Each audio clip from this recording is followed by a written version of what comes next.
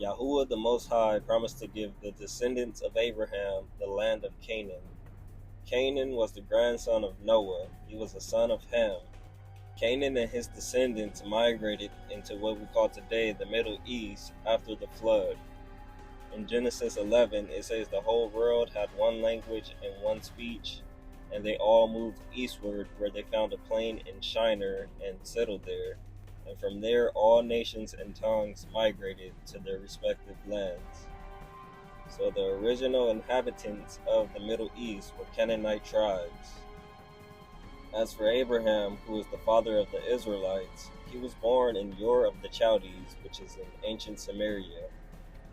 It was from here that he and his family then migrated into the land of Canaan.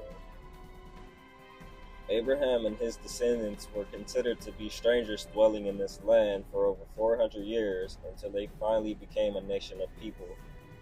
So Israel took over the land of Canaan, but it's important to know the reasoning behind it. It is not what we are seeing today with Israel and Palestine. The most common misconception of this is that Canaan was cursed due to his race.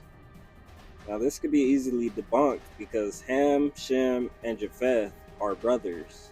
They all share the same father and mother. They are not different races of people.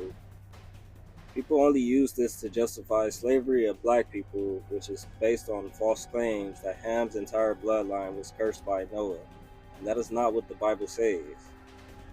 Noah only cursed Canaan specifically as a punishment for something that Ham did to him while he was drunk.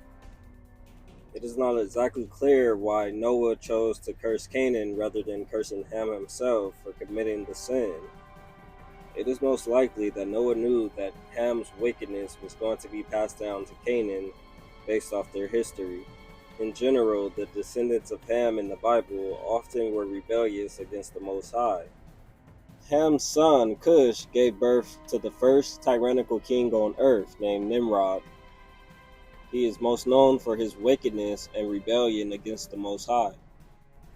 Ham also is the father of the Egyptians as well. They are known for being into wicked practices such as sorcery, and they also enslaved the chosen people of the Most High. It seems as though the sons of Ham picked up on this bad behavior, but it became apparent that the Canaanites would become the most wickedest of all.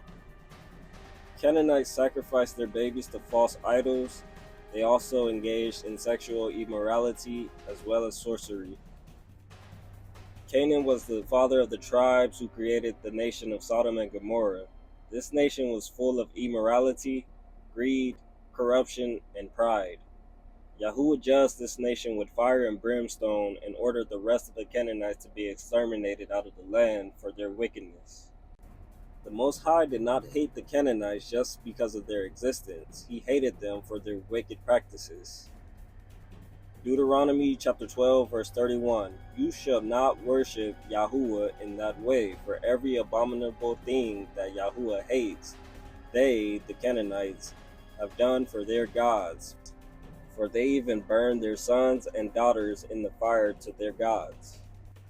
So the reason the Most High used the Israelites to exterminate the Canaanites from the land is based on their wickedness. It never had anything to do with their race, but simply for their wicked practices. This is why Yahuah did not want the Israelites mixing with the Canaanites, because they'll be led astray by doing the same practices. Ezekiel 20:31. When you present your gifts and offer up your children in the fire, you defile yourselves with all your idols to this day. And shall I be inquired of by you, O house of Israel? As I live, declares Yahuah, I will not be inquired of by you. So Yahuah's main reason for kicking the Canaanites out of the land was based on judgment.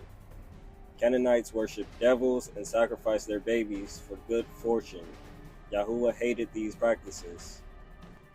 1 Corinthians chapter 10 verse 20. No, I implied that what pagans sacrifice, they offer to demons and not to Yahuah. I do not want you to be participants with demons. So the Most High did not want the Israelites mixing with the Canaanites because of their wickedness, and he didn't want it to pass down to them. So he used the Israelites as if they were his own weapon to bring judgment upon the wicked inhabitants of Canaan. while at the same time blessing the Israelites for their faithfulness in carrying out Yahuah's judgments. But even the Israelites who did not carry out these judgments, they was punished as well. The Most High does not tolerate sin regardless of who you are or what race you call yourself. It doesn't matter if you're a Jew or a Gentile. Nobody is exempt from the judgment of the Most High, except for those who carry out his will. So Yahuah's plan all along was to replace the wicked inhabitants of the land with people who would glorify him to all nations. Deuteronomy chapter 7 verse 1. When Yahuah should bring you into the land where you go to possess, and should cast out many Canaanite nations before you, nations greater and mightier than you. And the last part tells it all. These nations were greater and mightier than the Israelites. It was never the self-determination of the Israelites that allowed them to become a nation of people. It was the Most High himself who was fighting these battles for them.